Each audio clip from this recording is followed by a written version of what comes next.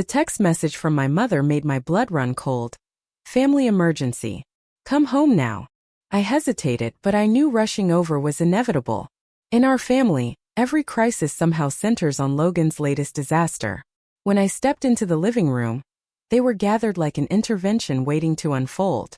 Mother patted the space beside her on the cream leather sofa, the very one I had gifted them last Christmas. Sit down, honey, she urged softly. I stood still, uncertainty knotting in my stomach. What's wrong? I asked. Logan couldn't meet my eyes. A silence that spoke louder than words. Your brother's in trouble, Father said, disappointment heavy in his tone. He needs your help. After a long moment, Logan's gaze lifted. His designer watch caught the chandelier's light as he murmured, I messed up, Val. I really messed up. How much? I pressed, already dreading the answer. 300,000, he mumbled.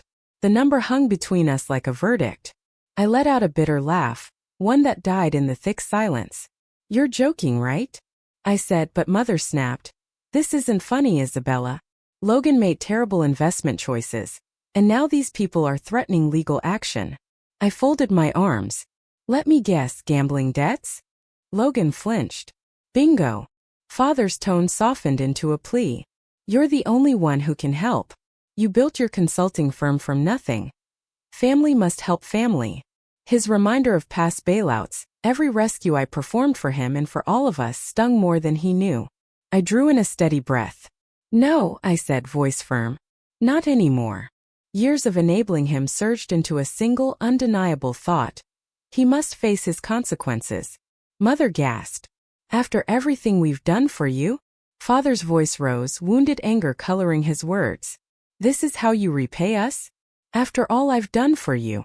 Memories crashed over me, financing Mom's knee surgery, covering Dad's bills when insurance failed, supporting this family since I was 24. And now you're turning your back on us?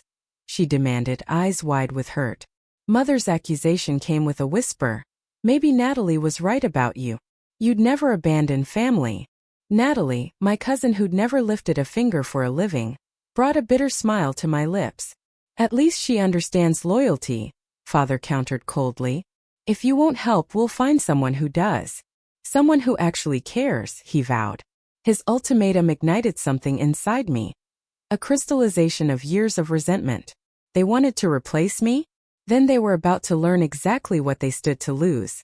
In a quiet, almost inaudible tone, I said, You're right. Family is everything.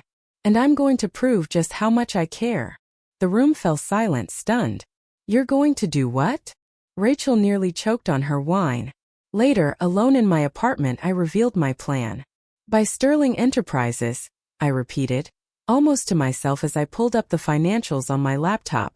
Their stock has been undervalued for months. With my savings and some creative financing, I can secure a controlling stake. Rachel's eyes widened. The same company where your father and Logan work? I slid the screen toward her. Look at these numbers. The company is solid, it's just mismanaged. Julius, the CEO, is clinging to the old guard rather than embracing innovation. And they all think I'm just their ATM. I closed the laptop a bit too forcefully. Did you know Natalie's been saying I'm difficult because I won't fund her luxury pet spa startup? My phone buzzed then, Logan's name lighting up the screen. Don't answer it, Rachel warned softly. Instead, I set it on speaker, letting the tension of the moment fill the silence, aware that nothing would ever be the same. What do you want, Logan? His words slurred, thick with anger and regret. You've got some nerve, Mom's in tears because of you, and Dad can hardly face your picture. Are you drunk? Ignoring my question, he growled. Listen here, sis. If you don't help me with this debt, I'll make sure everyone knows what you did 3 years ago. My blood ran cold. He meant the contract I'd landed by undercutting a competitor. A move legal in form but murky in ethics. Are you blackmailing me? I asked, my voice trembling with disbelief. Family helps family, remember? He snapped with a bitter laugh. You have until Friday to transfer the money. Then the call ended. Rachel stared at me, mouth agape. You still think my plan is too extreme? I challenged, pulling up my broker's number. Screw them, she declared, refilling our glasses. How can I help? For the next hour I laid out my strategy, My broker had already found several major shareholders ready to sell. The timing was impeccable. Our company's annual board meeting was just 3 weeks away. My phone buzzed again, a text from Natalie. Heard you're being difficult again. Remember who hooked you up with your biggest client? You owe me. I showed her the message. Rachel didn't know that the client had dropped her for me, all because she'd never delivered. Your family's really pushing their luck, she said, shaking her head. They were. I picked up my phone to call Marcus, my broker. They were about to learn that luck runs out. What's your first move? Rachel asked. Tomorrow morning I start buying shares, I replied firmly. By the time they catch on, it'll be too late. My phone rang twice before Marcus answered. Marcus, it's time. Let's move forward with everything we discussed. Someone's trying to block the acquisition. His voice crackled over the speaker. They're making counteroffers to our targeted shareholders. I sat alone in my office, staring out at the Manhattan skyline. 2 weeks of meticulous stock purchases had brought me dangerously close to my goal, but now someone was onto us. My phone buzzed with another text from Natalie. Having trouble with your little shopping spree? Of course she would, with her access to internal trading data through her finance job. How much more do we need? I asked Marcus. 7% to secure the controlling stake, but our last potential seller just backed out. I rested my forehead against the cool glass of my window and watched the city below scurry by like ants, oblivious to the quiet war being waged in stock certificates and boardroom whispers. The office door creaked open. Your father's here, my assistant announced. Gregory stepped in, his face etched with worry and time. We need to talk about Logan, he said. I motioned to my phone. Now isn't a good time, it never is with you, I muttered, but he sat down anyway. The deadline's tomorrow. The people he owes money to, they're dangerous. And that's my problem because he's your brother. Gregory slammed his hand on my desk. What happened to you? You used to care about family. A notification flashed on my laptop. Natalie had just purchased another block of shares. I learned from the best, Dad, I said, opening my banking app. Family helps family, right? Remember when you borrowed my college fund for Logan's rehab? Or when Mom convinced me to skip my dream school because Natalie needed a roommate at her safety school? My voice wavered. That was different, wasn't it? I turned the screen toward him. Look at these transfers. Every time someone in this family needed money, who stepped up? Who sacrificed? And what did I get in return? Threats and guilt trips. Gregory's face went pale as he scrolled through the transaction history. My phone buzzed again, Marcus calling. We found another seller, but we need to move fast. I'll call you back, I told him, then faced my father. You should go. Isabella, please, he began, but I cut him off. The board meeting's next week. Make sure you attend. There are going to be changes. After he left, I called Marcus back. Whatever Natalie's offering, double it. Get me every detail on Logan's debt, who he owes, what collateral he used. Dig deep. A nagging feeling told me there was more to this than just gambling debts. I sent a quick text to Natalie. Enjoy your victory lap. It won't last long. Her reply came instantly. Better luck next time, cousin. Some people just aren't cut out for the big leagues. I smiled, knowing full well she had no idea what was coming. Later, the boardroom fell silent as I walked in. 20 pairs of eyes tracked my every step. My father's shocked gaze, Natalie's suddenly pale face. Good morning, I announced, taking my place at the podium. For those who don't know me, I'm Isabella, your new majority shareholder. At that moment, Julius, the CEO, dropped his pen in surprise. That's impossible, Natalie insisted, but I knew she was wrong. I clicked to the first slide of my presentation. While she struggled to block my initial purchases, my team was quietly acquiring shares through multiple offshore accounts. Natalie sprang from her seat.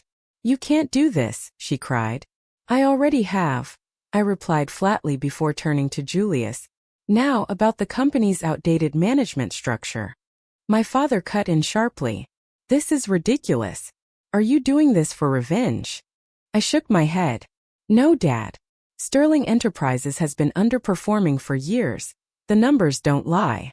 I projected a graph showing declining profits. While our competitors embraced innovation, we clung to outdated methods. The board members shifted in their seats, uncomfortable but knowing I was right. Let's discuss the finance department's recent oversights, I continued. Natalie's face drained of color. Isabella, please. 3 unauthorized transfers in the past month alone. I handed out folders to each board member. Every figure matched the sums Logan had borrowed from his loan sharks. My father's chair toppled as he stood abruptly. You investigated your own brother, he demanded. Someone had to, I said, opening my folder. These loans weren't for gambling. They were meant to cover up accounting fraud. Natalie helped Logan cook the books, disguising personal expenses as business costs. The room erupted into chaos. Julius called for order as Natalie broke into tears. This is a family matter, my father pleaded. I cut him off, my voice steady but firm. No, this is business. And in business, actions have consequences. Julius's tone softened. What do you want? I met his gaze. First, immediate resignations for both Natalie and Logan. Second, a complete audit of every department. And third, your cooperation during the leadership transition. Take over as CEO. Unless you'd prefer I hand this evidence to the SEC. Julius removed his glasses, rubbing his eyes in resignation. I'll have my resignation on your desk tomorrow, he said. Natalie fled the room sobbing, and my father refused to meet my eyes. Meeting adjourned, I announced, except for the audit committee. We have work to do. As the room cleared, my phone buzzed with a text from Rachel. How'd it go? I glanced at my father's retreating back, Natalie's empty chair, and the stack of evidence that would shatter Logan's career. It's done, I texted, though a part of me feared this was only the beginning. Later, Natalie barged into my corner office without knocking. Her mascara was smeared and her blouse was carelessly buttoned. You've ruined everything, she spat. Do you have any idea what you've done? I closed my laptop slowly. I could ask you the same, I murmured. $3 million. That's what you and Logan embezzled. We had no choice, the Yakuza were going to. She clapped a hand over her mouth, and the color drained from my face. The Yakuza? I repeated in disbelief. Logan borrowed money from the Japanese mafia? It wasn't supposed to be like this, she whispered, collapsing into a chair. He just needed a small loan for his startup. But the interest ballooned, and then they threatened Mom and Dad. So you decided to steal from the company instead? I asked, my tone a mix of sorrow and resolve. You don't understand, she whispered. They're watching us. They know where we live, where our parents are. A knock interrupted us. My assistant peeked in. The forensic accountants need to see you. They've found something. In the conference room, spreadsheets covered every surface. Elaine, our head accountant, handed me a file with a grim look. It's worse than we thought. The money trail leads to several shell companies in Tokyo, and someone's been blackmailing board members with anonymous emails, forcing them to rubber stamp Logan's expense reports.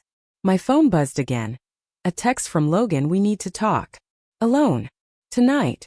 My heart pounded as Elaine continued. The Yakuza connection goes higher than just Logan. Someone in upper management has been laundering money for years. Natalie, who had followed me in, gasped from the doorway. You knew about this? I demanded. I thought it was only Logan's debt, she stammered, shaking. But last week I found documents in Julius' office. The pieces clicked. The sudden cooperation. The years of mismanagement, Logan's inexplicable rise. Get security up here, I ordered my assistant. And call the FBI. It's time to clean house. They'll kill us if we let this go on. Natalie grabbed my arm. You don't know what they're capable of. I removed her hand gently. They've gotten away with it because everyone was too scared to stop them. That ends now. My phone buzzed once more. Another text from Logan. Last chance, sis. Meet me or Mom and Dad pay the price. Natalie read the message over my shoulder and began to cry. What are you going to do? She asked softly. I stared at the text, feeling the weight of every family dinner, every guilt trip, every manipulation that brought us here. I'm going to do what I should have done years ago, I declared. I'm going to fix this mess, every last bit of it. But don't go alone. Rachel pleaded as I grabbed my coat. At least let me call the police, she urged. But if I did that, Logan might panic and make a terrible mistake. I glanced at my phone. Our FBI task force was in position. The agents were in the shadows waiting for him to slip up. The warehouse district lay silent under the flickering glow of a lone streetlight. There Logan jittered like a trapped animal, his eyes darting through the darkness. "You came alone?" he asked, his tone laced with suspicion as he scanned the gloom. I kept my distance, steady and calm. "Unlike you, I keep my word." "What's this about?" "Julius wants to make a deal," I replied, my voice as cold as the night air. Logan's fingers raked through his hair. "A nervous habit from our childhood. If you drop the investigation, he promises to take care of us." "Take care of us?" "Like the other board members, through blackmail." "It's not blackmail. It's insurance." His step towards me was hesitant yet determined. "Think about Mom and Dad. This scandal will destroy them." "They destroyed themselves," I countered, my inner resolve hardening. I wondered how long. He had known about the money laundering, but he brushed it aside. "We can all walk away from this," he murmured. "The Yakuza get their money, Julius keeps his position, and our parents never need to know." "Never need to know?" "Do you realize what that means? That their son is a criminal? That the company they built their lives on is nothing more than a facade for organized crime?" "Keep your voice down," he snapped, grabbing my arm. I wrenched free. "No. I'm done keeping quiet. I'm done protecting those who don't deserve it." "Please," he pleaded, voice cracking. "They'll kill me." "Then tell that to the FBI. Turn state's evidence. Help me take down Julius and his whole operation." "I can't," he whispered. At that moment my phone rang. It was my mother, her voice shaking with tears. "Isabella," she cried. "Two men just came to the house. They're saying terrible things about Logan and Julius." "What's happening?" Logan's eyes widened as he heard her on speaker. I answered carefully, "Mom, are you and Dad safe?" "We're fine, but they want money, millions, they say." "Get out now. Go to Caitlin's. The FBI will meet you there." "The FBI?" Her voice trembled with rising panic. "What have you done? What none of you had the courage to do." I ended the call and faced Logan. "It's over. Choose your next move carefully." He fumbled with his phone, hands trembling. "Julius? She knows everything." "Yes, she's here," I replied flatly. "No, I can't do that." Shouts erupted from his phone, and his face drained of color. "I'm sorry," he whispered, either to me or to Julius, I couldn't tell. Then he bolted, vanishing into the dark maze between warehouses. Behind me, FBI agents emerged silently. "Should we pursue?" one asked. "No," I said, watching the empty space where my brother had disappeared. "He'll lead us straight to Julius." Later, in a packed press conference room, camera flashes burst like fireworks as I approached the podium, flanked by Natalie and an FBI agent. "Good morning," I began, my voice resonating with a determined calm. "Today, Sterling Enterprises announces a complete restructuring following the arrest of former CEO Victor Sterling and several board members on charges of money laundering and racketeering." Reporters clamored with questions, but I raised my hand for silence. "Furthermore, we have uncovered evidence of systematic fraud and criminal connections spanning the past decade. Sterling Enterprises will fully cooperate with federal investigators." My phone vibrated with a text from Rachel. "Turn on the news. Logan's doing something crazy." A reporter from the front row interjected. "Ms. Isabella, are you aware your brother is live streaming from the company's London office?" The room exploded with murmurs as screens around the conference revealed Logan's wild-eyed, desperate face. In his broadcast, he railed, "My sister thinks she can erase years of business with a single press release, but I have proof of every deal she stole, every client she betrayed." Natalie grabbed my arm. "He's in Julius' office. The safe." "I know," I said, nodding to the FBI agent who slipped away to make a call. "And now," Logan continued in a halting tone, "I'm releasing everything. Every document. Every transaction." The stream cut abruptly. "We have him," the FBI agent whispered in my ear. "Tokyo police have just moved in." I turned back to the reporters, steadying my voice. "As you can see, this investigation is still unfolding. What matters now is that Sterling Enterprises will emerge stronger and more transparent. Then the conference room doors burst open. My mother stormed in, her presence electrifying the air, and I knew this was only the beginning of a reckoning that would shatter our family and rebuild us all. My father trailed behind her, his steps heavy with regret. "How could you?" she screamed, her voice cracking with betrayal. "Your own brother." "Mom, not here." I snapped through gritted teeth, but she wouldn't let it go. "Yes, here," she insisted, storming toward the podium. "You destroyed our family. Was it for power? Money?" she demanded, her eyes searching mine for some sign of remorse. I squared my shoulders, aware of every camera capturing our broken reality. "No," I said evenly. "I did it because someone had to break the cycle, because enough was enough. Your brother made his choices, just as you and Dad made yours by protecting him while he helped criminals use our company as their personal bank." My father stepped forward, his voice soft and broken. "We didn't know," he began, but I cut him off. "You didn't want to know. There's a difference." Then my phone buzzed. Confirmation that Logan was in custody. No one had been hurt. I faced the reporters with a steady gaze. "Ladies and gentlemen, please review the detailed press packets outlining our restructuring plan. The Q&A session will begin in 10 minutes. As security escorted my parents out, Natalie touched my shoulder gently. "That was brave," she murmured. I looked at my mother's tear-streaked face and my father's defeated posture. "No," I replied quietly. "That was necessary." Cameras flashed, capturing the moment our family shattered completely. On screen, 4 women declared us guilty on all counts, while Julius's face remained unmoved as the judge pronounced his sentence, 25 years. Behind me, Natalie squeezed my hand. Outside, reporters swarmed. One shouted, Isabella, how does it feel knowing your brother testified against Julius?" "Logan made the right choice finally," I said firmly. "His cooperation exposed a criminal enterprise that had infected our company for far too long." Later that day, I found my father waiting in the lobby of our office. He looked smaller, older. "Your mother wanted to come," he said, following me to the elevator. "She's not ready yet." His voice wavered. "Is anyone ever ready to admit they were wrong?" The elevator opened onto the executive floor, where transparent glass walls had replaced the old wooden barriers. "The company's stock hit a new high," Dad observed, studying the trading screens. "You did what I couldn't, none of us could." "That's not why I did it," I replied softly. I kept telling myself I was protecting the family, but deep down I was guarding my pride. Natalie knocked on the glass wall. "Sorry to interrupt, but the London office is online for the restructuring meeting. Join us," I urged Dad. He shook his head. "This is your company now. You've earned it." "It was always my company," I corrected. "I just had to fight for it." In the conference room, Natalie pulled up Logan's latest letter on the screen. "He got 5 years, reduced for cooperation.